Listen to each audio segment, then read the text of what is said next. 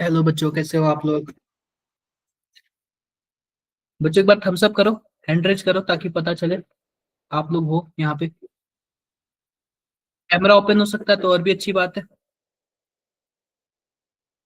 बच्चों camera open हो जाए तो और भी अच्छी बात है। 1 मिनट रुको आप लोग, जस्ट 1 मिनट रुको। 2 3, बिल्कुल MSJ। एक बार ऐसे ऐसे हाथ करो। ऐसे जमीन पे बैठ के ना मुझे अपने बचपन की याद आ गई। ऐसे ऐसे हाथ करो, हाथ। ये देखो भाग रहे, कैसे भाग रहे ये लोग।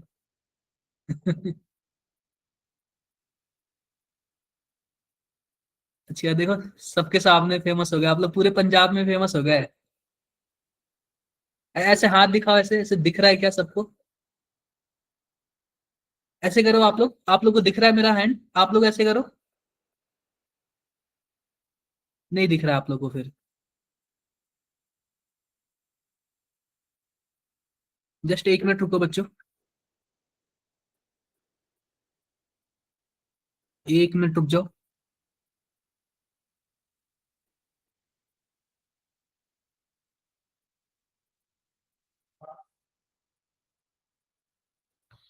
रेजिडेंशियल स्कूल फॉर ये, बढ़िया एकदम मस्त, ऐसे करो। बिल्कुल दिख रहे हो आप लोग। वाह, MST सांगरूर बॉयज मेरिटोरियस स्कूल। सब MST बॉयज लुधियाना 11। बढ़िया बच्चे, बढ़िया। अच्छी बात है। बस 1 2 मिनट और रुको आप लोग। बढ़िया। अच्छे से पढ़ाई करो आप लोग, अच्छे से पढ़ाई करो।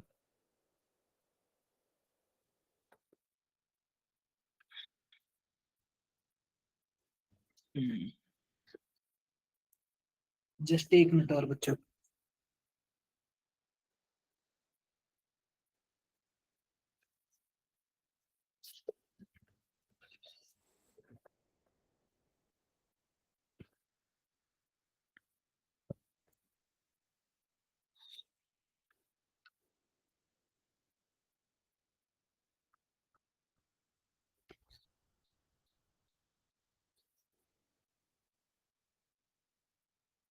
बच्चों स्क्रीन शो हो रही है सबको।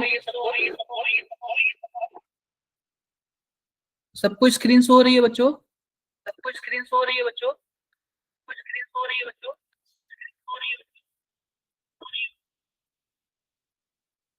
इको अभी देखना, अभी इको तो नहीं है ना। अभी इको है क्या। No. Thank you, thank you sir, या फिर बच्चे जो भी हो। ठीक है। तो बच्चों देखो, आज हम ना एटॉमिक स्ट्रक्चर का सेकेंड लेक्चर स्टार्ट करेंगे।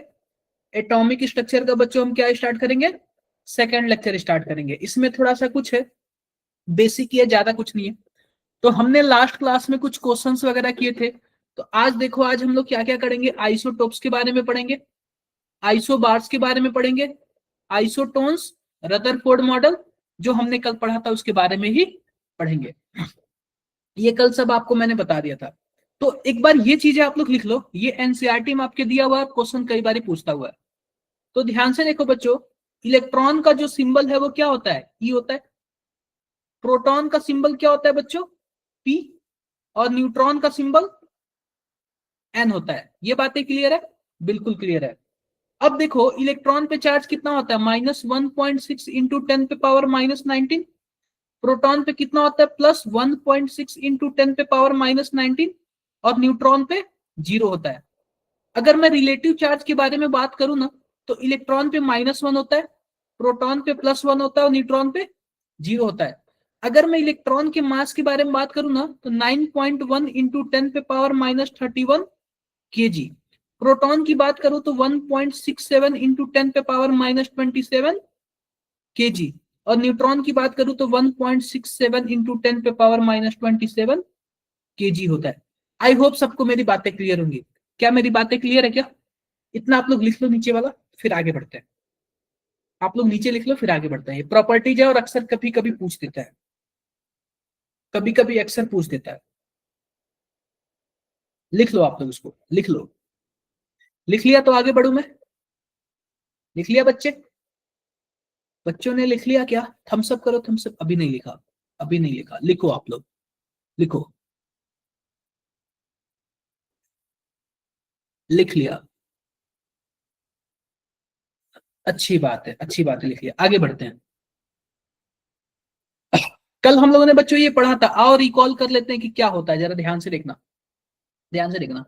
हम किसी भी एटम को किससे रिप्रेजेंट करेंगे? एक्स से रिप्रेजेंट करेंगे बच्चों, एक्स से। और इसके अगर इस साइड हम लिखते हैं तो इसको लिखते हैं जेड, और ऊपर लिखते हैं तो ए लिखते हैं। इस ए को हम लोग क्या बोलते हैं बच्चों? Atomic mass. क्या बोलते हैं? एटॉमिक मास या फिर मास नंबर। और जो जेड है इसको हम लोग क्या बोलते हैं? Atomic number. क्या बोलते हैं बच्चों? Atomic number. आप लोग ध्यान से देखना, ध्यान से देखना, जो ये जेड होता है ना, इसी को हम लोग बोलते हैं एटॉमिक नंबर। मैं लिख देता हूं एटॉमिक, एटॉमिक नंबर। और बच्चों जितना एटॉमिक नंबर होता है उतना ही क्या होता है? नंबर ऑफ प्रोटॉन होता है। क्या होता है बच्चों? Number of proton. और इतना ही होता है बच्चों number of electron. Number of electron भी इतना ही होता है। अब बात करते हैं हम ए की। तो बच्चों जो ए होता है वो होता है मास नंबर। क्या होता है बच्चों? Mass number. क्या होता है बच्चों? Mass number. और यह किसके बराबर होता है? यह होता है बच्चों नंबर ऑफ प्रोटॉन के बराबर। Number of proton, proton plus number of neutron, number of neutron, neutron. ये हमने कल पढ़ रखा था, इतना हम लोगों ने पढ़ रखा था। और इस पे एक क्वेश्चंस भी लगाए थे, इस पे हमने क्या किया था? एक क्वेश्चंस भी लगाया था। अब बात करते हैं आइसोटोप्स, आइसोबार और आइसो इलेक्ट्रॉनिक और आइसो न्यूट्रॉनिक। ठीक है, इन चार चीजों के बारे में बात करते हैं। तो सबसे पहले जरा देखो, यहां पे लिख देता हूं आइसोटोप्स। आइसोटोप्स क्या होता है? आइसोटोप्स। तो बच्चों आइसोटोप्स में मैं आपको डायरेक्टली बताता हूं क्या होता है। इसमें बच्चों होता है atomic number same but mass number different. Atomic, atomic number same, देखो जरा, एटॉमिक नंबर सेम और mass number different. Mass number different. ये बातें क्लियर है? एटॉमिक नंबर सेम हुआ और मास नंबर डिफरेंट हुआ तो उसी को हम लोग क्या बोलेंगे? आइसोटोप्स बोलेंगे। क्या बोलेंगे बच्चों? आइसोटोप्स बोलेंगे। एग्जाम्पल देख लो, एग्जाम्पल, एग्जाम्पल आपको पता होगा, एग्जाम्पल बच्चों आपको पता होगा। मैं सबसे पहले लेता हूं 1H1, 1H2 और 1H3। आपको बच्चों पता होगा कि 1H1 को क्या बोलते हैं? Protium, protium. और 1H2 को क्या बोलते हैं? Deuterium, deuterium. और 1H3 को क्या बोलते हैं बच्चों? Tritium, tritium.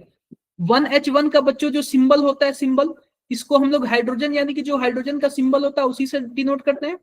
1H2 को हम लोग डी से डिनोट करते हैं और 1H3 को टी से डिनोट करते हैं। एक बार जरा देख के बताओ, क्या सबका एटॉमिक नंबर सेम है और मास नंबर डिफरेंट है क्या? अगर एटॉमिक नंबर सेम हुआ, मास नंबर डिफरेंट हुआ, तो इसी को हम लोग क्या बोलेंगे? इसी को बच्चों हम लोग बोलेंगे आइसोटोप्स। क्या बोलेंगे बच्चों? आइसोटोप्स। दूसरा एग्जाम्पल लिखो, दूसरा एग्जाम्पल। बच्चों हमारे पास क्लोरीन होता है 17, एक होता है 35 और दूसरा क्लोरीन होता है 17, ये होता है 37। क्लियर है? एक 1735 होता है और एक 1737 होता है। ये भी आप बताओ, दोनों का एटॉमिक नंबर तो सेम है लेकिन मास नंबर क्या है? डिफरेंट है। मास नंबर क्या है बच्चों? डिफरेंट है। इसी को हम लोग बोलते हैं आइसोटोप्स। आइसोटोप्स का मतलब atomic number same but mass number different. इतना अगर लिख लिया तो बताओ, लिख लिया? लिख लिया तो थम्स अप करो आप लोग। लिख लिया तो अगर थम्स अप करो। हो गया? हो गया। अब दूसरा लिखते हैं आइसोबार्स। क्या लिखते हैं बच्चों? Isobars, isobars. बच्चों आइसोबार्स में क्या होता है? सेम, इसमें क्या होता है? मास नंबर सेम होता है और atomic number different. Mass number same but atomic number different. Atomic number different. कोई आप लोग एग्जांपल बताओ जरा, कोई आप लोग एग्जांपल बताओ। मैं ऐसे एग्जांपल एक बताता हूं, एग्जांपल देखो जरा। मान लो कोई भी हम मास नंबर सेम ले लिया, जैसे C614 ले लिया, नाइट्रोजन 714 ले लिया। आप जरा देखो क्या दोनों का मास नंबर सेम है क्या? मास नंबर सेम है लेकिन एटॉमिक नंबर क्या है? डिफरेंट है। अगर मास नंबर सेम होगा, एटॉमिक नंबर डिफरेंट होगा, तो इसको हम लोग क्या बोलेंगे? आइसोबार बोलेंगे। क्या बोलेंगे बच्चों? आइसोबार बोलेंगे। क्या बोलेंगे बच्चों इसको? आइसोबार बोलेंगे। तो ये आप लोग एग्जाम्पल लिख लो, ये आप लोग एग्जाम्पल लिख लो, फिर आगे बढ़ते हैं हम लोग। एग्जाम्पल आप लोग लिख लो, फिर हम लोग आगे बढ़ते हैं। लिख लिया होगा? लिख लिया होगा। नेक्स्ट लिखो आइसोटोन्स। क्या लिखोगे? आइसोटोन्स। आइसोटोन्स, इसी को बच्चों बोलते हैं हम लोग आइसो न्यूट्रॉनिक। आइसो न्यूट्रॉनिक यानी कि जिसमें नंबर ऑफ न्यूट्रॉन क्या हो? सेम हो। Same number of electron, same number of electron. क्या लिखोगे आप लोग इसमें? सेम, सॉरी इलेक्ट्रॉन नहीं, neutron. Same number of, same number of neutron. क्या बातें क्लियर है क्या? क्या बातें क्लियर है क्या? अगर सेम नंबर ऑफ न्यूट्रॉन होगा तो उसको हम लोग क्या बोलेंगे? आइसो न्यूट्रॉनिक बोलेंगे। अब हम बात करते हैं आइसो इलेक्ट्रॉनिक की। किसकी बात करते हैं? आइसो इलेक्ट्रॉनिक की। आइसो इलेक्ट्रॉनिक की बात करते हैं। तो बच्चों आइसो इलेक्ट्रॉनिक में होता है सेम नंबर ऑफ इलेक्ट्रॉन। क्या होता है बच्चों? Same number of electron. मैं लिख देता हूं यहाँ पे, सेम नंबर ऑफ इलेक्ट्रॉन। तो बच्चों सेम नंबर ऑफ इलेक्ट्रॉन का मैं आपको एग्जांपल देता हूं, जरा ध्यान से देखना। मैं आपको जरा एग्जांपल देता हूं सेम नंबर ऑफ इलेक्ट्रॉन। अगर मान लेते हैं हमारे पास आयरन माइनस हो, आयरन सॉरी मैंने गलत लिख दिया ऐसे, फ्लोरीन माइनस हो। जरा ध्यान से देखो, फ्लोरीन माइनस हो, नियॉन हो, ऑक्सीजन 2 माइनस हो। तो जरा देखो आप लोग, फ्लोरीन के पास एटॉमिक नंबर 9 होता है और इसके पास एक माइनस चार्ज है, इसका मतलब इसके पास एक एक्स्ट्रा इलेक्ट्रॉन है। तो टोटल कितने electron? Total 10 electron in each. अब देखो फ्लोरीन में 10 इलेक्ट्रॉन हो गया, नियॉन का आपको पता है इलेक्ट्रॉनिक नंबर 10 होता है, तो 10 इलेक्ट्रॉन होंगे।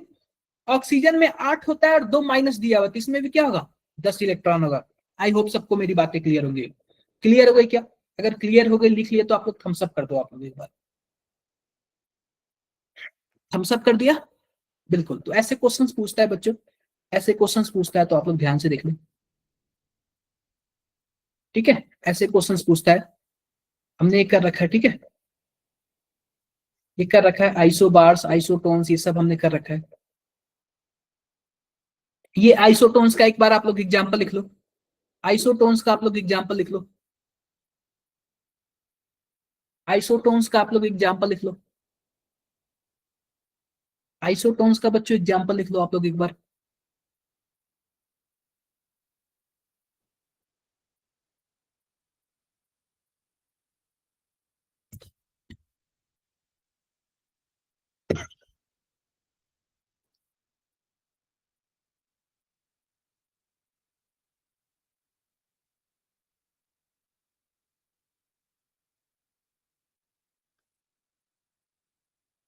लिख लिया आइसोटोन्स का एग्जाम्पल?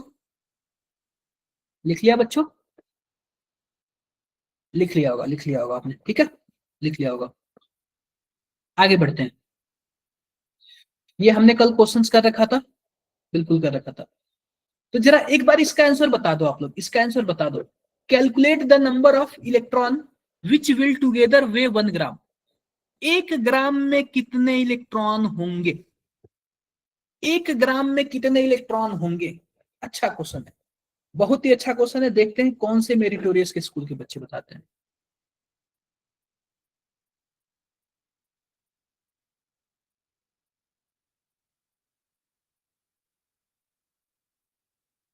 बताओ बच्चों।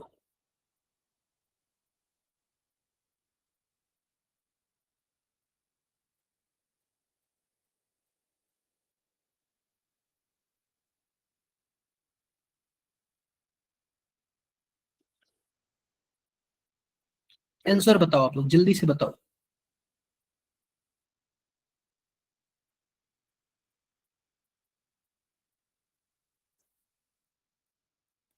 1 ग्राम में कितने इलेक्ट्रॉन होंगे?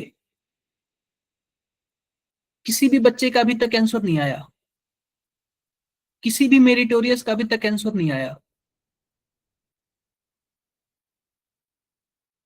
1.09 इंटू 10 पे पावर 27।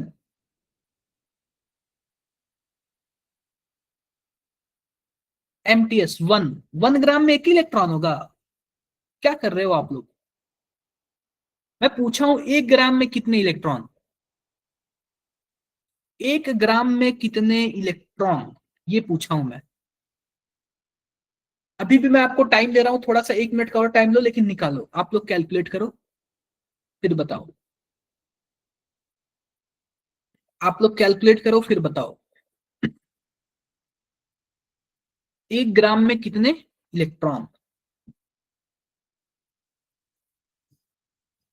नहीं हो पाएगा, मुझे लग रहा है नहीं हो पाएगा। मैं बताता हूं कैसे होगा। ध्यान से देखो बच्चों, आप लोग ध्यान से देखो।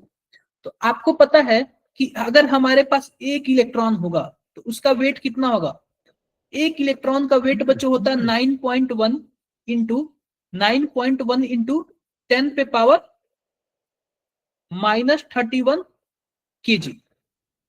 क्या होता है बच्चों, 9.1 इंटू 10 पे पावर -31 केजी। ये बातें क्लियर है? क्लियर है। अब सिंपल सी बात बताओ, हम इसको ग्राम में कन्वर्ट करते हैं। किस में कन्वर्ट करते हैं बच्चों? ग्राम में। या फिर हम लोग ऐसे लिख सकते हैं 9.1 इंटू 10 पे पावर -31 केजी अगर होगा तो इसमें कितना ग्राम होगा? 1 ग्राम होगा। कितना ग्राम, सॉरी मैं 1 ग्राम ऐसे लिख रहा हूं, 1 इलेक्ट्रॉन होगा। कितना इलेक्ट्रॉन होगा बच्चों?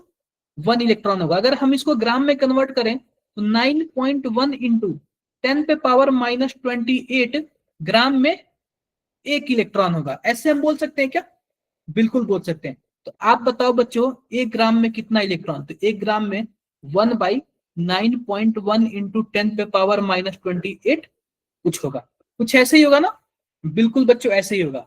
अब हम क्या करते हैं, इसको हम सही से सॉल्व करेंगे तो हमारे पास ऊपर क्या कर लेते हैं, 10 पे पावर 28 डिवाइड बाई 9.1, या फिर हम लोग इसको ऐसे कर सकते हैं 10 इंटू क्या कर सकते हैं, 10 पे पावर 27 डिवाइड बाई 9.1।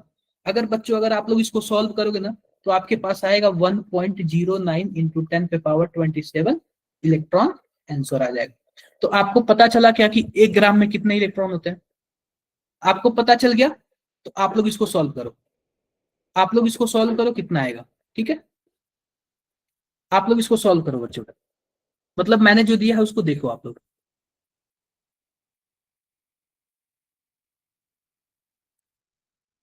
आप लोग इसको सॉल्व करो।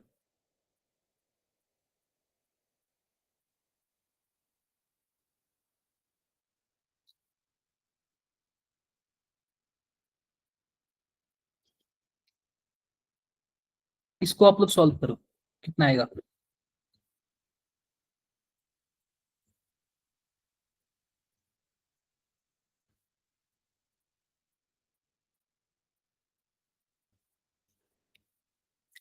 हो गया, शायद सॉल्व कर लिया होगा आप लोगों ने। सॉल्व कर लिया, बिल्कुल आगे बढ़ते हैं, आगे बढ़ते हैं। तो बच्चों अब हम बात करते हैं ना कि हमने जो कल रदरफोर्ड मॉडल पढ़ा था ना उसके बारे में थोड़ा सा देख लेते हैं। रदरफोर्ड मॉडल क्या था? तो बच्चों रदरफोर्ड मॉडल हमारे पास कुछ ऐसे था, ध्यान से देखो। यहाँ पे हमारे पास लेड का डब्बा था, लीड का, पीबी का डब्बा था। इसमें क्या थे, अल्फा पार्टिकल के सोर्स थे। अब इससे पता है क्या होता है, यहाँ पे किनारे किनारे क्या लगा होता है, तो बच्चों जिंक सल्फाइड का फ्लोरोसेंस लगा होता है। जिंक सल्फाइड का क्या लगा होता है, फ्लोरोसेंस। बीच में इन्होंने क्या कर दिया था, गोल्ड का चादर, चदरी पतली चादर लगा दिया था, नहीं गोल्ड का फॉइल लगा दिया था। अब यहाँ पे अल्फा पार्टिकल का बम्बार्टमेंट कर रहे थे।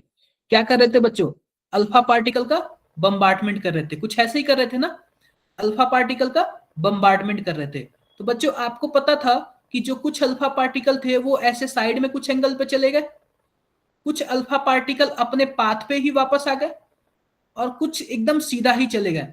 तो इसका मतलब उन्होंने, रदरफोर्ड ने क्या बताया कि जो बीच वाला भाग है ना, ऐसे बीच वाला भाग, इसमें कुछ ना कुछ है, बहुत ही सॉलिड है, जिसको इन्होंने क्या बोला, न्यूक्लियस बोला। क्या बोला बच्चों, न्यूक्लियस बोला। और बोला कि साइड वाला भाग क्या है, साइड वाला हिस्सा इसका खाली है। साइड वाला हिस्सा क्या है, पूरी तरह से खाली है। बीच वाला हिस्सा सॉलिड है, जिसको इन्होंने क्या बोला, न्यूक्लियस बोला। उन्होंने बोला न्यूक्लियस बहुत ही छोटा है, लगभग 10 पे पावर -15 मीटर के बराबर है। और उन्होंने बोला जो एटम है उसकी साइज लगभग 10 पे पावर -10 मीटर के बराबर है। क्या कुछ इतना आपको पता है क्या? इसके कुछ ड्रॉबैक बताता हूं कि रदरफोर्ड के ड्रॉबैक क्या क्या थे। पहली बात इनका ड्रॉबैक में मैं बताता हूं क्या है। इन्होंने इन्होंने स्टेबिलिटी ऑफ इलेक्ट्रॉन के बारे में अच्छे से नहीं बता पाया। अगर मानो कोई भी चक्कर लगा रहा है तो चक्कर लगा के क्या होगा, गिर जाएगा उसमें। तो इसने इलेक्ट्रॉन की स्टेबिलिटी के बारे में अच्छे से नहीं बता पाया। एटॉमिक स्पेक्ट्रा के बारे में नहीं बता पाया कि इस एटॉमिक स्पेक्ट्रा क्या होता है, और उन्होंने डिस्ट्रीब्यूशन ऑफ इलेक्ट्रॉन के बारे में भी नहीं बता पाया कि कौन से सेल में कितने इलेक्ट्रॉन रहेंगे। ये कुछ उनके ड्रॉबैक थे। आओ कुछ और भी ड्रॉबैक देखते हैं। तो ड्रॉबैक में क्या क्या था, ध्यान से देखो। ड्रॉबैक में बच्चों कुछ ऐसे था, electron are charged where planet are uncharged, ठीक है। According to the electromagnetic theory of Maxwell, charged particle when accelerate should emit electromagnetic radiation. तो बच्चों सिंपल सी बात ये बोल रहा है कि अगर कोई भी चार्ज पार्टिकल यानी इलेक्ट्रॉन ऐसे घूमेगा तो वो क्या करेगा, इलेक्ट्रोमैग्नेटिक रेडिएशन इमिट करेगा। द ऑर्बिट दस कंटिन्यू सिंक, यानी कि इसका मतलब क्या है कि जब जाहिर सी बात इलेक्ट्रोमैग्नेटिक रेडिएशन वो करेगा तो ऑर्बिट क्या होगा, इसका छोटा होने लगेगा, ऑर्बिट इसका छोटा होने। ये कुछ इसके ड्रॉबैक थे, ठीक है। तो इसी को ड्रॉबैक में और देख लो यार। स्टेबिलिटी ऑफ इलेक्ट्रॉन के बारे में तीनों ने बताया नहीं, एटॉमिक स्पेक्ट्रम के बारे में भी बताया नहीं, जबकि स्पेक्ट्रम कुछ इस प्रकार के होते हैं, लाइन स्पेक्ट्रम और कॉन्टिन्यूअस स्पेक्ट्रम, ठीक है। क्लियर है। तो आओ बात करते हैं इलेक्ट्रिक रेडिएशन क्या होता है। सिंपल सी बात है बच्चों, जो इलेक्ट्रोमैग्नेटिक रेडिएशन होता है ना, जो सूर्य से किरणें आती है ना, सूर्य से जो किरणें रेज आती है, वो किस फॉर्म में आती है, इलेक्ट्रोमैग्नेटिक रेडिएशन के फॉर्म में आती है। किस फॉर्म में आती है बच्चों, इलेक्ट्रोमैग्नेटिक रेडिएशन के फॉर्म में आती है। अर्थ पे, अर्थ पे किस फॉर्म में आती है, इलेक्ट्रोमैग्नेटिक रेडिएशन के फॉर्म में आती है। तो मैं आपको बताता हूं, एक बार रुको, मैं जरा आपको वो उसमें दिखाता हूँ। जस्ट एक बार आप लोग रुको, मैं आपको स्लाइड शो करता हूं बच्चों।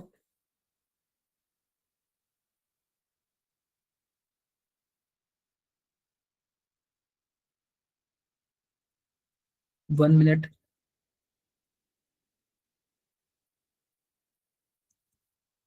इसमें ना मैं लिखूंगा नहीं अभी, क्योंकि मैं आपको स्लाइड शो करके दिखा रहा हूँ। मैं अभी लिखूंगा नहीं, क्योंकि बच्चों मैं स्लाइड शो करके दिखा रहा हूँ।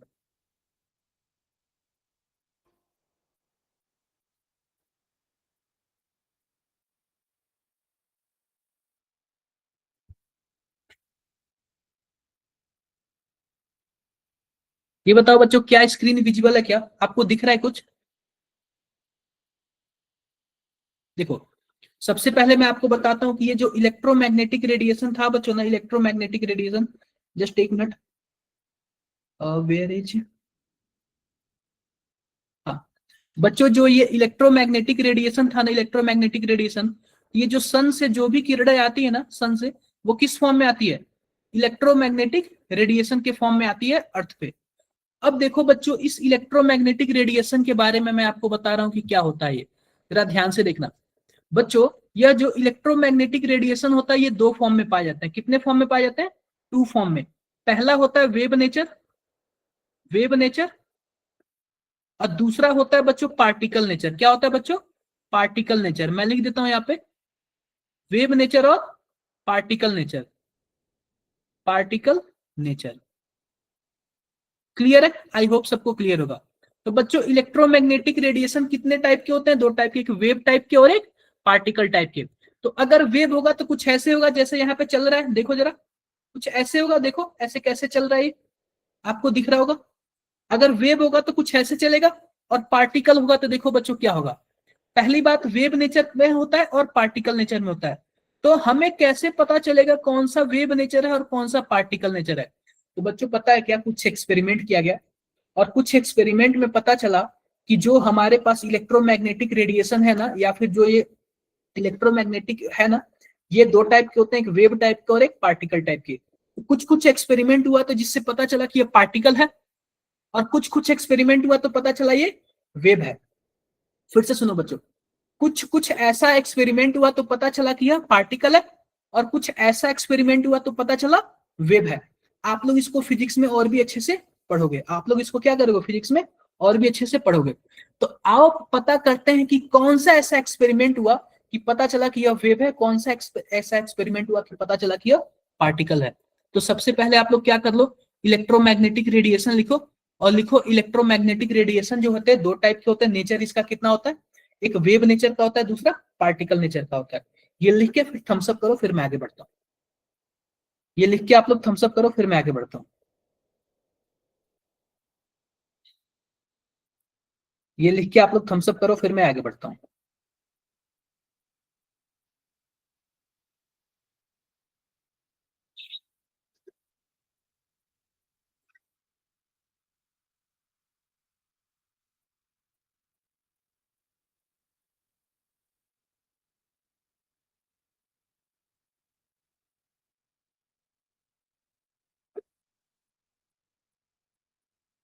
लिख लिया? वेव नेचर पार्टिकल नेचर लिख लिया? ये कैसा लग रहा है आप लोग को, ऐसे वेव चल रहा है तो? एक बार बताओ आप लोग, चैट बॉक्स में बताओ, ऐसे वेव चल रहा है तो कैसा लग रहा है? आपने देखा होगा पानी वगैरह में। चलो अच्छी बात है। अब देखो, इलेक्ट्रोमैग्नेटिक रेडिएशन के बारे में मैक्सवेल ने बताया। अब देखो इसका वेव नेचर कैसा होता है, जरा ध्यान से देखना। इसका वेव नेचर कैसा होता है, जरा ध्यान से देखना। आपको शायद दिख रहा होगा, आपको शायद दिख रहा होगा। मैं यहाँ पे बनाता हूँ कि इसका वेव नेचर कैसे होता है। सबसे पहले मैं क्या कर लेता हूँ, एक तीन एक्सिस बना ले रहा हूँ, एक्स वाई और जेड। ध्यान से देखना बच्चों, मैं क्या कर ले रहा हूँ, तीन एक्सिस बना ले रहा हूँ, एक्स वाई और जेड। तो ये देखो हमारे पास कुछ ऐसे है, यह एक्स है, यह वाई एक्सिस है, और यहाँ पे मैंने क्या बना लिया, जेड एक्सिस बना लिया। तो पता है क्या, इसमें दो फील्ड होते हैं। इलेक्ट्रोमैग्नेटिक फील्ड में, इलेक्ट्रोमैग्नेटिक रेडिएशन में दो फील्ड होते हैं। एक होता है इलेक्ट्रिक फील्ड और दूसरा क्या होता है, मैग्नेटिक फील्ड। एक होता है इलेक्ट्रिक फील्ड और दूसरा क्या होता है बच्चों, मैग्नेटिक फील्ड। अगर मैं बात करूं इलेक्ट्रिक फील्ड की तो कुछ ऐसे चलेगा, ध्यान से देखना, ध्यान से देखना। इसको मैं और पीछे लेके आता हूं, और कुछ ऐसे चलेगा। इलेक्ट्रिक फील्ड कुछ ऐसे चलता जाएगा। आगे देखो, आगे की तरफ चल रहा है क्या? सभी को देखो, इलेक्ट्रिक फील्ड आगे की तरफ चल रहा है क्या? आगे की तरफ चल रहा है। और मैग्नेटिक फील्ड सेम इसके परपेंडिकुलर होगा। क्या होगा बच्चों, सेम इसके परपेंडिकुलर होगा। मैग्नेटिक फील्ड क्या होगा, सेम इसके परपेंडिकुलर होगा, वो भी आगे ही बढ़ेगा। आपको दिख रहा है क्या, ब्लू वाला मान लो इलेक्ट्रिक फील्ड है, और रेड वाला क्या है, मैग्नेटिक फील्ड है। और दोनों एक ही दिशा में चल रहे हैं। किस दिशा में, एक्स एक्सिस की दिशा में, एक्स एक्सिस के डायरेक्शन में। तो बच्चों मैं फिर से बता रहा हूं, जो इलेक्ट्रोमैग्नेटिक रेडिएशन होता है ना, वह दो फील्ड से मिलकर बना होता है, इलेक्ट्रिक फील्ड और मैग्नेटिक फील्ड। उन दोनों का जो इस प्रोपेगेशन होता है वो एक ही डायरेक्शन में होता है। और इलेक्ट्रिक फील्ड और मैग्नेटिक फील्ड एक दूसरे के कितने एंगल पर होते हैं, 90 एंगल पर होते हैं। ये चीजें आप लोग लिख लेना, electric field and magnetic field एक दूसरे के कितने एंगल पे होते हैं, 90 एंगल पर होते हैं। ठीक है, ये मैग्नेटिक फील्ड है। देखो इसके बारे में जरा देखो, ये आप लोग लिख लो, ये आप लोग लिख लो कि जो इलेक्ट्रिक फील्ड और मैग्नेटिक फील्ड, यानी जो इसका स्पीड होता है वो कितना होता है, लाइट के स्पीड के बराबर होता है 3 × 10⁸ metre by second. 3 × 10⁸ metre by second. ये आप लोग लिख लो, ये आप लोग लिख लो, इस इलेक्ट्रोमैग्नेटिक वेव का स्पीड कितना होता है। आप लोग लिख लो, इसको लिख के फिर थम्स अप करो, फिर मैं आगे बढ़ता हूं। लिख के थम्स अप करो, फिर मैं आगे बढ़ता हूं। Oscillating magnetic field is perpendicular electric field propagation of wave. देखो, प्रोपेगेशन ऑफ वेव का मतलब किस डायरेक्शन में जा रहा है। इलेक्ट्रिक फील्ड जो होता है परपेंडिकुलर होता है मैग्नेटिक फील्ड के, यानी कि 90 डिग्री पर होता है। और जो इलेक्ट्रोमैग्नेटिक वेव है वो वैक्यूम में भी ट्रेवल कर सकता है। कहने का मतलब यह है कि जहां कुछ भी हवा पानी ना हो वहां पे भी ट्रेवल कर सकता है। और इसकी स्पीड कितनी होती है, 3 × 10⁸ मीटर पर सेकेंड की स्पीड होती है। आई होप मेरी बातें क्लियर हो गई। क्लियर हो गई है क्या? ये सब पढ़ने के बाद एक और मॉडल बचा है, पढ़ेंगे बोर मॉडल। ये सब पढ़ने के बाद एक और मॉडल बचेगा, क्या पड़ेगा, बोर मॉडल। कर लिया होगा आपने।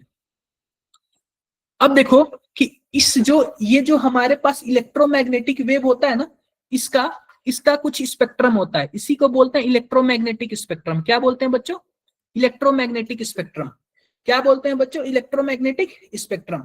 तो इसमें पता है क्या, बहुत सारे किरणें होती है, gamma ray, X ray, UV ray, IR रे, माइक्रोवेव, ऐसे ही हमारे पास radio wave, long radio wave. इसमें ये हमारे पास यूवी और IR के बीच में आता है एक विजिबल रेंज। अगर इस वेवलेंथ का हमारी आंखों से कहीं भी दिखाई दिया, देखो फिर से बता रहा हूं, इलेक्ट्रोमैग्नेटिक स्पेक्ट्रम यानी जो इलेक्ट्रोमैग्नेटिक वेव होते हैं ना, इनके बहुत सारे इसमें रेज होते हैं, बहुत सारे किरणों के साथ ही आते हैं, कोई एक रेज नहीं होता है। सबका वेवलेंथ अलग अलग होता है। सबका वेवलेंथ क्या होता है, अभी मैं बताऊंगा वेवलेंथ क्या होता है। तो इसमें बहुत सारे बच्चे होते हैं, इसमें गामा रे होता है, एक्स रे होता है। आप बताओ एक्स रे हमें दिखता है क्या?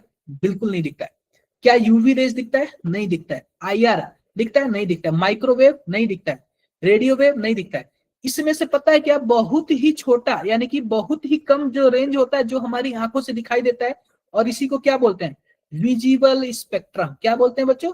Visible spectrum. जो हमें लाल पीला हरा नीला दिखाई देता है ना, वो किस रेंज में आता है? विजिबल रेंज में आता है। किस रेंज में आता है बच्चों? विजिबल रेंज में आता है। तो मैं आपको एक चीज लिखवाता हूं, जरा ध्यान से देखना। ध्यान से देखना, मैं यहाँ पे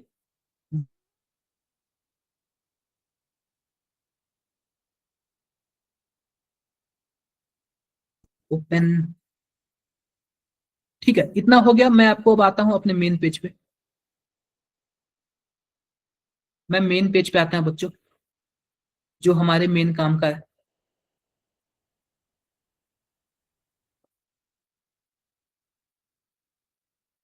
एक मिनट, जस्ट एक मिनट रुको।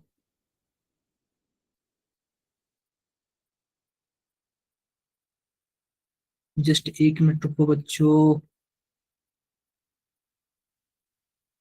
आते हैं जो हम यहाँ पे करा रहे थे।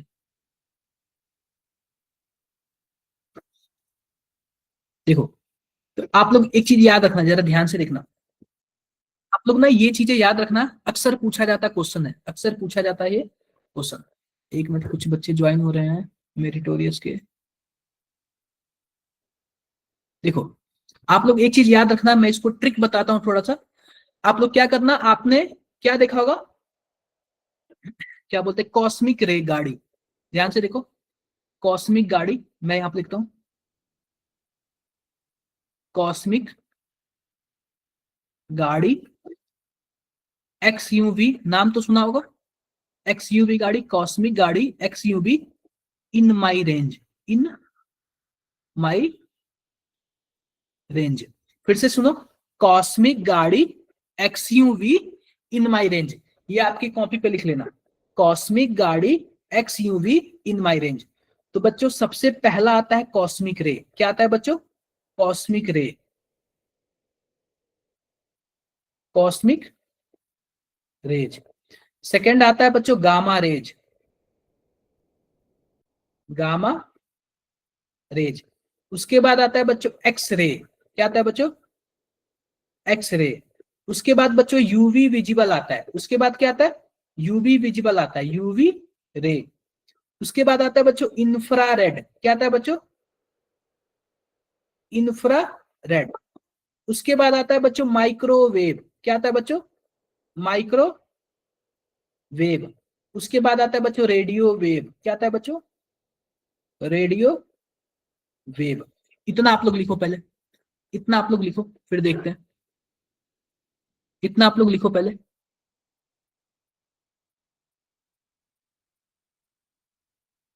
ये ट्रिक कहीं जाना नहीं चाहिए। कॉस्मिक गाड़ी एक्सयूवी इन माई रेंज, कॉस्मिक गाड़ी एक्सयूवी इन माई रेंज।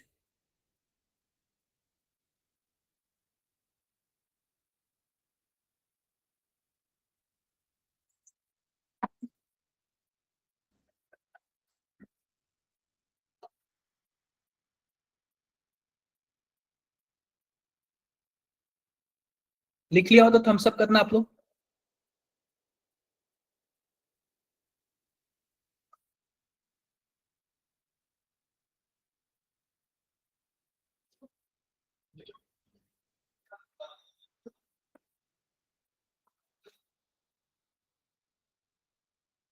देखो इतना हो गया।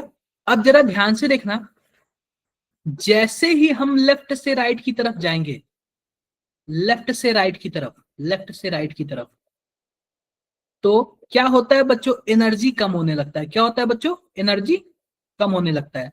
और एनर्जी कम होता है तो जो वेवलेंथ की वैल्यू है वो क्या हो जाती है? इंक्रीज हो जाती है। तो आप लोग बताओ सबसे ज्यादा वेवलेंथ किसका होगा? रेडियो वेव का होगा। उसके पहले माइक्रोवेव का होगा। सबसे कम वेवलेंथ किसका होगा? कॉस्मिक रे का होगा। ठीक है। अगर देखो, अगर हम लोग राइट से लेफ्ट आए, राइट से लेफ्ट आए, तो एनर्जी क्या होता है बच्चों? इंक्रीज होता है। एनर्जी इंक्रीज होगा तो फ्रीक्वेंसी क्या होगा? इंक्रीज होगा। और फ्रीक्वेंसी इंक्रीज होगा तो वेवलेंथ क्या होगा, डिक्रीज होगा। यानी सबसे ज्यादा एनर्जी किसका, कॉस्मिक रे का, फिर गामा रे का, फिर एक्स रे का। क्वेश्चन ये पूछता है कि बता दो इंफ्रारेड और माइक्रोवेव में किसका वेवलेंथ ज्यादा है या फिर किसका कम है। यार वो वेवलेंथ वो इंफ्रारेड और माइक्रोवेव का पूछा, क्या पता कभी आपको यूवी विजिबल और इंफ्रारेड का पूछ दे, क्या पता कभी रेडियो और माइक्रोवेव का पूछ दे। तो ये आपको ट्रिक याद होगा तभी आप तो कर पाओगे। किसी को कोई प्रॉब्लम हो तो बताओ, नहीं प्रॉब्लम हो तो एक बार थम्स अप करो, फिर मैं आगे बढ़ता हूँ। एक बार थम्स अप करो फिर मैं आगे बढ़ता हूँ। डन, बिल्कुल। अब देखो वेवलेंथ को कैसे हम वो करेंगे, वेवलेंथ को कैसे हम देखेंगे, ध्यान से देखो। सबसे पहली बात जरा ध्यान से देखो, ध्यान से देखो। हम क्या करते हैं, एक ऐसे लाइन बना लेते हैं, लाइन। हमने एक कोऑर्डिनेट ज्योमेट्री ले लिया। अब इस पे हम एक वेव दोहराएंगे, वेव, ऐसे वेव होता है ना, ऐसे, ध्यान से देखो, ऐसे होता है वेव, ठीक है, ऐसे होता है वेव। बच्चों जो टॉप वाला है ना, टॉप वाला, इसको बोलते हैं क्रिस्ट। क्या बोलते हैं बच्चों, क्रिस्ट। ये भी टॉप वाला क्या है, क्रिस्ट। और नीचे वाले को ट्रफ, क्या बोलते हैं बच्चों, ट्रफ। ये दूसरा वाला भी क्या होगा, ट्रफ होगा। क्या होगा बच्चों, ट्रफ होगा। तो ध्यान से देखो, एक क्रिस्ट से दूसरे क्रिस्ट की भी, जो एक दूसरे के जो पास क्रिस्ट है ना, इनके बीच की दूरी को ही क्या बोलते हैं, वेवलेंथ बोलते हैं, यानी कि लेमडा बोलते हैं। इनके बीच की दूरी को ही क्या बोलते हैं हम लोग, वेवलेंथ बोलते हैं या फिर लेमडा बोलते हैं। ये बातें क्लियर है क्या, क्लियर है, ये बातें क्लियर है क्या, क्लियर है। अगर मान लेते हैं कि हमारे पास कोई वेवलेंथ है, तो वेवलेंथ क्या होगा, दो क्रिस्टों के, दो नियरेस्ट क्रिस्टों के बीच की दूरी को क्या बोलते हैं, वेवलेंथ बोलते हैं। या फिर दो नियरेस्ट ट्रफ के बीच की दूरी को भी क्या बोलते हैं हम लोग, वेवलेंथ ही बोलते हैं। चाहे आप लोग क्रिस्ट के बीच का दूरी निकाल लो, चाहे आप लोग ट्रफ के बीच का दूरी निकाल लो। अब ये बताओ, ये डिस्टेंस है तो जाहिर सी बात है मीटर में ही आएगा, बिल्कुल मीटर में आएगा। और बच्चों आपको पता होना चाहिए कि 1/λ इक्वल टू क्या होता है, वेव नंबर होता है। क्या होता है बच्चों, वेव नंबर होता है। तो आपको वेवलेंथ भी पता चल गया और वेव नंबर भी पता चल गया।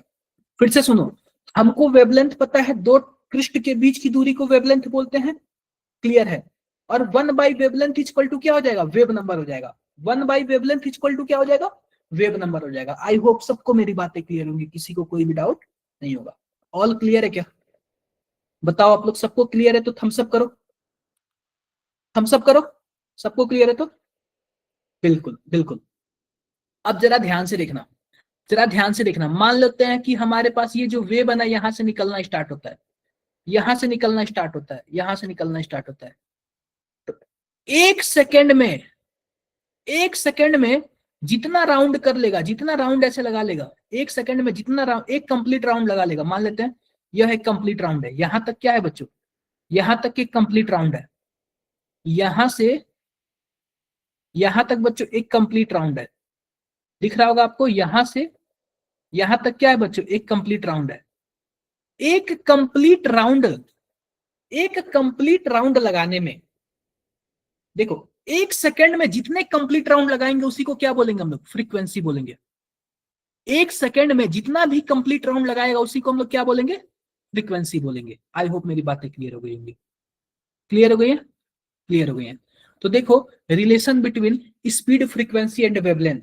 तो बच्चों जो लाइट का स्पीड होता है सी इक्वल टू क्या होता है, एन लेमडा या फिर म्यू लेमडा। तो बच्चों यहाँ पे जो म्यू है इसी को फ्रीक्वेंसी बोलेंगे और लेमडा को क्या बोलेंगे, वेवलेंथ बोलेंगे। और बच्चों ये जितना हाइट है इसी को हम लोग क्या बोलते हैं, एम्पलीट्यूड बोलते हैं। क्या बोलते हैं बच्चों, एम्पलीट्यूड बोलते हैं। तो ये भी आप लोग लिख लो, लिख लो आप लोग। ये थोड़ा बहुत वेव का थोड़ा बहुत आइडिया है, वेव का थोड़ा बहुत आइडिया है, लिख लो आप लोग इसको।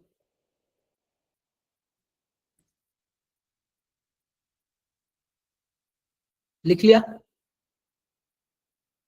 लिख लिया, आगे बढ़ते हैं।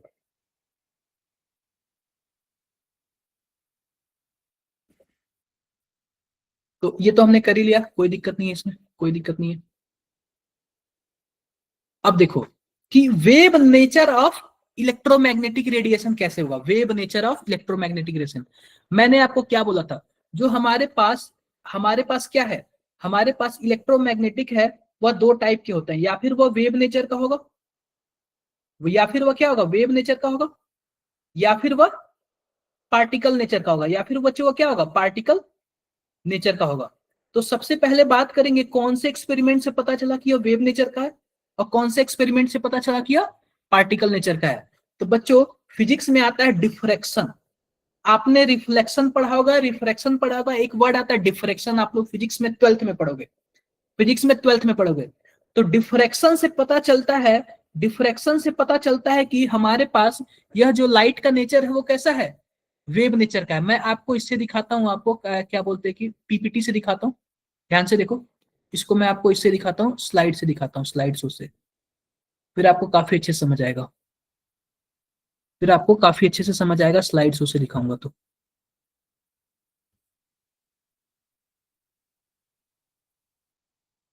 दिख रहा होगा आपको, एक बार देखो दिख रहा होगा। तो बच्चों डिफ्रैक्शन ऐसा एक्सपेरिमेंट है ना जिससे पता चलता है कि जो इलेक्ट्रोमैग्नेटिक रेडिएशन है वो किस टाइप का है, वेव नेचर का है। अभी मैं पार्टिकल नेचर का भी बताऊंगा आपको। डिफ्रैक्शन हो गया बच्चों, देखो ध्यान से, डिफ्रैक्शन हो गया, जस्ट 1 मिनट, 1 मिनट बच्चों, जस्ट प्लीज।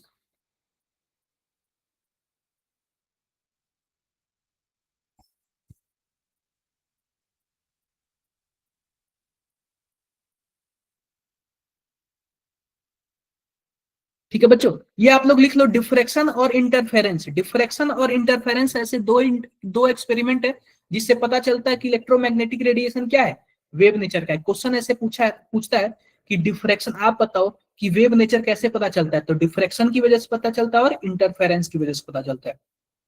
डिफ्रैक्शन की वजह से पता चलता है और इंटरफेरेंस की वजह से पता चलता है, ये आप लोग फिजिक्स में पढ़ोगे। डिफ्रैक्शन और इंटरफेरेंस के बारे में आप लोग फिजिक्स में पढ़ोगे, डिफ्रैक्शन और इंटरफेरेंस के बारे में आप लोग फिजिक्स में पढ़ोगे। लिख लो आप लोग इसको, फिर थम्स अप करो, फिर मैं आगे बढ़ता हूँ। थम्स अप करो, फिर मैं आगे बढ़ता हूँ। डिफ्रैक्शन और इसके बारे में आप लोग फिजिक्स में पढ़ोगे। तो आप लोग ये लिख लेना कि वेव नेचर में दो एग्जांपल लिख लेना, डिफ्रैक्शन और इंटरफेरेंस। क्या लिख लेना बच्चों, डिफ्रैक्शन और इंटरफेरेंस। ये दो एग्जांपल लिख लेना, क्योंकि एग्जांपल से ही क्वेश्चन पूछा जा सकता है। एग्जाम्पल से ही बच्चों क्या होता है, क्वेश्चन पूछा जा सकता है। जस्ट 1 मिनट में अपने आता हूँ फिर से स्लाइड्स पे।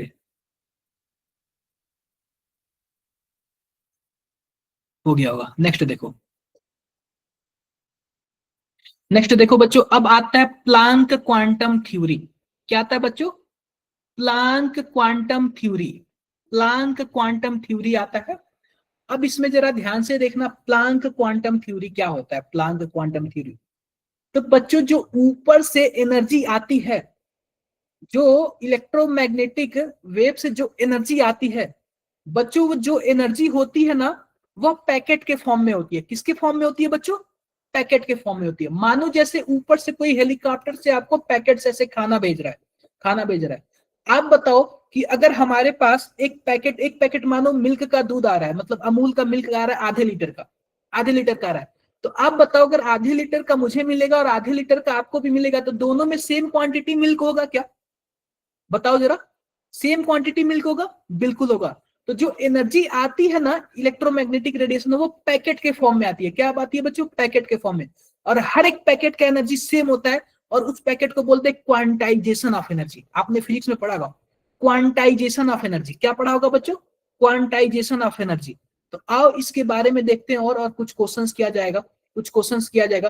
तो देखो, जो पैकेट ऑफ एनर्जी होती है ना, उसको हम लोग बोलते हैं क्वांटम। क्या बोलते हैं बच्चों, क्वांटम। और जो एनर्जी होता है वो डायरेक्टली प्रोपोर्शनल होता है फ्रीक्वेंसी के। जितना ज्यादा फ्रीक्वेंसी उतनी ही ज्यादा क्या होगी, एनर्जी होगी। तो देखो बच्चों कि हमारे पास यही होता है, ई जो होता है डायरेक्टली प्रोपोर्शनल होता है फ्रीक्वेंसी यानी म्यू के। तो ई इक्वल टू क्या हो जाएगा, एच म्यू हो जाएगा। और बच्चों जो यहाँ पे एच कांस्टेंट है ना, इसी को बोलते हैं प्लांक कांस्टेंट। क्या बोलते हैं बच्चों, प्लांक कांस्टेंट। और इनकी वैल्यू क्या होती है, लिख लेना, अक्सर भूल जाता है। प्लांक कांस्टेंट की वैल्यू लिख लेना, अक्सर भूल जाता है। 6.62 इंटू 10⁻⁻34 जूल सेकेंड। क्या होता है बच्चों, जूल सेकेंड होता है। 6.62 इंटू 10⁻⁻34 जूल सेकेंड होता है बच्चों, यही प्लांक है और इन्हीं का ये होता है। अब सीधी बात बताओ बच्चों, जो एनर्जी ऊपर से आती है वो किसके फॉर्म में आती है, एच म्यू के फॉर्म में आती है।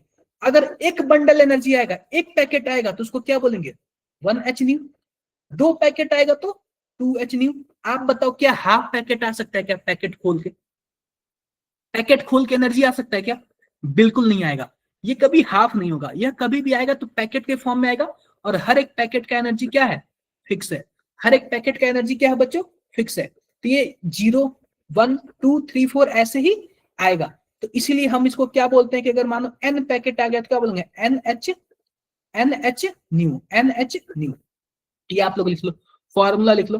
ये प्लांक प्लांक अंकल को देख रहे हो ना? प्लांक अंकल देखो, आप लोग ध्यान से देखो, इन्होंने ही बताया था। लिख लो आप लोग, आप लोग इसको लिख लो, आप लोग इसको लिख लो, फिर आगे बढ़ते हैं। एक क्वेश्चन किया जाएगा, आप लोग इसको लिख लो, फिर आगे बढ़ते हैं। एक क्वेश्चन किया जाएगा इस पे।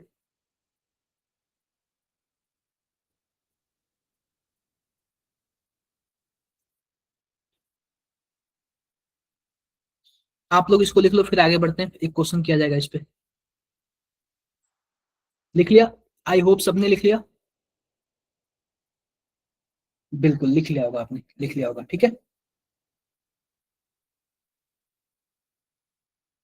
चलो ये क्वेश्चन करके दिखाओ, ये क्वेश्चन करके दिखाओ। लाजवाब क्वेश्चन है, बढ़िया क्वेश्चन है।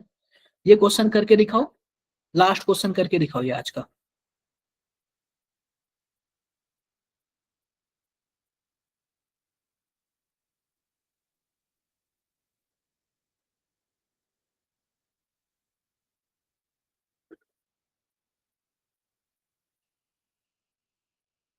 ये आप लोग क्वेश्चन करके दिखाओ।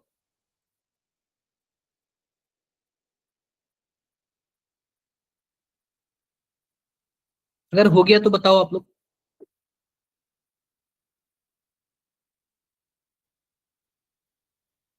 अगर हो गया तो बताओ कितना आंसर आएगा। चैट बॉक्स में आप लोग आंसर बताओ, आप लोग चैट बॉक्स में आंसर बताओ, आप लोग चैट बॉक्स में आंसर बताओ।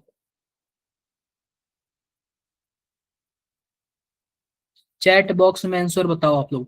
जनरली वो पूछ रहा है ना, एन की वैल्यू पूछ रहा है। मान लो कि हमें एनर्जी की वैल्यू दे दिया,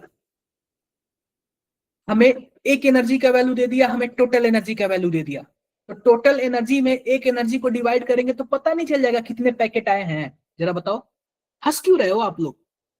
हमें टोटल एनर्जी की वैल्यू दे दिया, हमें एक पैकेट का वैल्यू दे दिया। तो आप बताओ, अगर मैं डिवाइड कर दूंगा तो पता नहीं चल जाएगा कि हमारे पास क्या है, टोटल कितने पैकेट आए हैं? तो वही तो फाइंड आउट करना है। फाइंड आउट जरा करो आप लोग, फाइंड आउट करो, या फिर बोलो तो मैं बताता हूँ, या फिर बोलो तो मैं बताता हूँ। नहीं आ रहा है आप लोग को? मैं बताऊं? देखो सिंपल सी बात, देखो गिवन क्या क्या दिया हुआ है। गिवन क्या क्या दिया हुआ है? हमारे पास वेवलेंथ दिया हुआ है 400 नैनोमीटर। क्या हम लोग इसको ऐसे लिख सकते हैं क्या? 400 इंटू 10⁻⁻9 मीटर लिख सकते हैं? बिल्कुल लिख सकते हैं। इसको और भी अच्छे से लिखेंगे तो 4 इंटू 10⁻⁻7 मीटर हम लोग लिख सकते हैं। अब जरा ध्यान से देखो, हमारे पास दिया हुआ 100 वाट, पावर कितना दिया हुआ है? 100 वाट। अब पता है बच्चों, जो पावर का जो ये फॉर्मूला होता है ना, वो क्या होता है? इसको हम लोग बोलते हैं 100 जूल बाई सेकेंड। क्या बोलते हैं बच्चों? 100 जूल बाई सेकेंड। तो सिंपल सी बात है, आपको पता है कि ऊपर हमारे पास एनर्जी दिया हुआ है, नीचे सेकंड दिया हुआ है। यानी 1 सेकेंड में 100 जूल एनर्जी क्या हो रही है? निकल रही है। 1 सेकेंड में कितने जूल एनर्जी निकल रहे हैं? 100 जूल एनर्जी निकल रहे हैं। तो आप सिंपल सी बात बताओ, हमने अभी पढ़ा था E इक्वल टू क्या पढ़ा था? NH न्यू पढ़ा था। आप सिंपल सी बात बताओ, अभी एनर्जी कितनी है?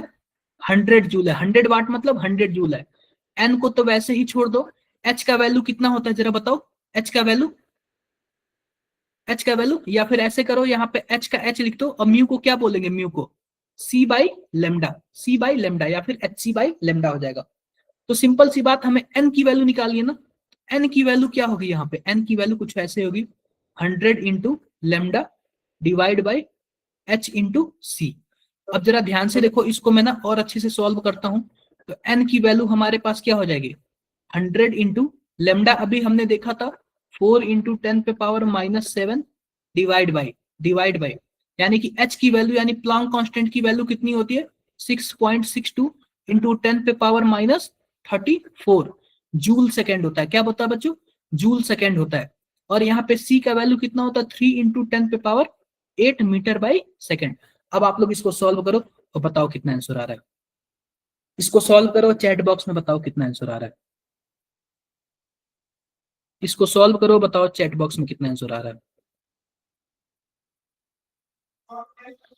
इसको आप लोग सॉल्व करो, बताओ चैट बॉक्स में कितना आंसर आ रहा है।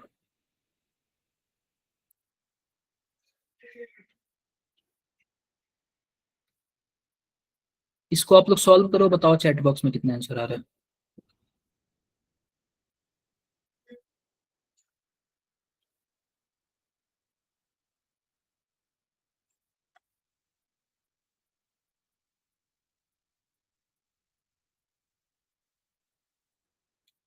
सॉल्व करो, बताओ चैट बॉक्स में कितना आंसर आ रहा है। अरे किसी ने सॉल्व नहीं किया? जो सॉल्व करो आप लोग। इससे थोड़ी काम चलेगा, ऐसे लाइक करने से, ऐसे हार्ट भेजने से थोड़ी काम चलेगा। सॉल्व करो आप लोग। MTS boys Ludhiana, MTS boys 11th। देखो पढ़ाई नहीं कर रहे हो आप लोग। यही सब करो फिर। देखो सिंपल सी बात है, जब आप लोग इसको सॉल्व करोगे बच्चों ना, तो जो एन की वैल्यू आएगी कुछ ऐसे आएगी, 2.012 into 10⁻20 photons. Photons 2.012 into 10⁻20 photons. यानी एक सेकंड में बच्चों ना, एक सेकंड में ध्यान से देखो, 2.012 इंटू 10⁻20 फोटॉन्स पैकेट आ रहे हैं। ठीक है, एक सेकंड में कितने पैकेट आ रहे हैं? 2.012 इंटू 10⁻20 फोटॉन्स इमिट हो रहा है। आई होप मेरी बातें आप सबको समझ आई होंगी। क्या सबको क्लियर है? अगर क्लियर है तो थम्स अप करो। क्लियर है तो थम्स अप करो। डन। डन। तो देखो बच्चों, आज हमने क्या क्या पढ़ा था, ध्यान से देखो। देखो बच्चों, आज हमने क्या क्या पढ़ा था। तो आज हमने पढ़ा था आइसोटोप्स। आइसोटोप्स। सेकंड हमने क्या पढ़ा था? आइसोबार। आइसोबार। थर्ड हमने क्या पढ़ा था? Iso electronic. Iso electronic. Fourth हमने क्या पढ़ा था? Iso neutronic. Iso neutronic. उसके बाद बच्चों हमने क्या क्या पढ़ा था जरा बताओ। उसके बाद हमने पढ़ा था इलेक्ट्रोमैग्नेटिक रेडिएशन। Electromagnetic radiation. देखो जरा, इलेक्ट्रोमैग्नेटिक रेडिएशन। इसके बाद बच्चों हमने क्या क्या पढ़ा था जरा बताओ। इसके बाद हमने पढ़ा था कि इलेक्ट्रोमैग्नेटिक रेडिएशन बच्चों दो टाइप के होते हैं। एक होता है वेव नेचर, वेव नेचर। और दूसरा क्या होता है बच्चों? Particle nature, particle nature. Wave nature में बच्चों दो टाइप के पढ़ा था, एक पढ़ा था डिफ्रैक्शन, डिफ्रैक्शन। और दूसरा क्या पढ़ा था? Interference, interference. अब बच्चों हमने क्या किया था, हमने इसमें प्लांक कांस्टेंट देखा था। क्या देखा था बच्चों? Planck theory, Planck theory, Planck's theory. और प्लांक्स थ्योरी में हमने क्या पढ़ा था बच्चों जरा बताओ। जो बंडल, जो पैकेट्स आते हैं ऊपर से, किसके फॉर्म, जो इलेक्ट्रोमैग्नेटिक वेव होता है, यानी जो एनर्जी आती है किस फॉर्म में आती है? पैकेट के फॉर्म में आती है। किस फॉर्म में आती है बच्चों? पैकेट फॉर्म में आती है। और हर एक पैकेट को हम लोग क्या बोलते हैं? हर एक पैकेट को हम लोग क्वांटा बोलते हैं। क्या बोलते हैं बच्चों? क्वांटा बोलते हैं। और हर एक पैकेट का एनर्जी क्या होता है? फिक्स होता है। तो आज हमने इतना कुछ पढ़ा, और बाकी सब बच्चों हम लोग नेक्स्ट क्लास में पढ़ेंगे। तो आज के लिए बाय बाय। ठीक है, आज के लिए बाय बाय।